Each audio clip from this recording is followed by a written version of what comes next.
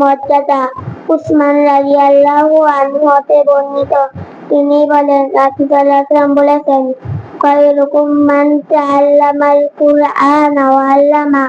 অর্থ, তোমাদের মধ্যে সর্ব উত্তম ওই ব্যক্তি যে কোরআন শিক্ষা করে এবং তা মানুষকে শিক্ষা দেয়। আল্লাহর সচেতনতা সম্পর্কে হাদিস বলবো।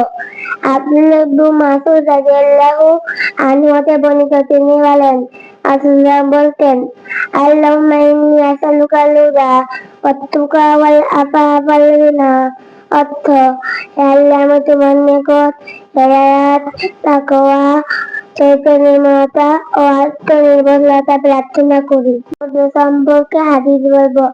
আবু মালিক আল আশআরী রাদিয়াল্লাহু আনহু হতে বর্ণিত, তিনি বলেন রাসূল সাল্লাল্লাহু আলাইহি ওয়াসাল্লাম বলেছেন, আস-সবুরু দিয়া। অর্থ, সবর বা ধৈর্য হলো জ্যোতি।